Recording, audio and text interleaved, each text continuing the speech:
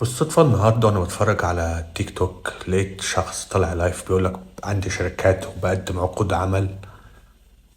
فطلبت منه اللي أنا أطلع لايف مرضيش عشان مش عاوز نعرف الناس الحقيقة. فأنا بحب أوضح للناس، في ناس كتير اليومين دول بتقولك أنا عندي شركة في البرازيل وهجيب لك عقد عمل، ولما تسأله تطلع شركة صغيرة أو ما عندوش شركة أصلا. خليني أوضح لك الحقيقة. الشركة الصغيرة دي مش شركة توظيف، دي مجرد سجل بسيط للفرد يقدر يشتغل بنفسه، لكن ما يقدرش يرسل عقود عمل ولا يعمل دعوات رسمية ولا يستقبل عمال أجانب. طب مين اللي يقدر فعلا يرسل عقود عمل قانوني؟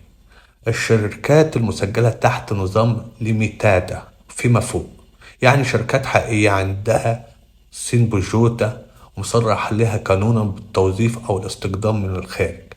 لازم أن يكون عندها مكتب فعلي ومقر ونشاط مسجل في مجال الموارد البشرية أو الخدمات القانونية أو السياحية. لازم تقدم بيانات مالية وضريبية وتكون على سجل الهسيتا فيدرال، وكمان تكون عندها عدد معين من الموظفين المحليين البرازيليين قبل ما تطلب عمالة أجنبية، ولا هو عنده ده ولا ده. ده شرط أساسي في القانون البرازيلي. أي حد غير كده بيضحك على الناس وبياخد فلوسهم.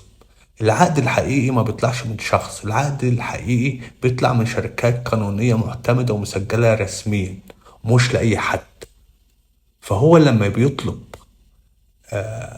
عمالة من بره لازم ما يكونش فيه موظفين هنا في البرازيل للشغلانة دي.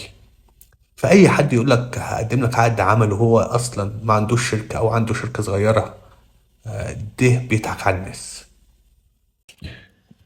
دايما متعودين إن شركة عالم السفر ما بتبيعش لوحدها، بتنقل بكل شفافية ومصداقية. عالم السفر بتقدم دعوات رسمية لوزارة البرازيل، استقبال في المطار، تقديم الملف في السفارة، إيجاد سكن، تجهيز الأوراق،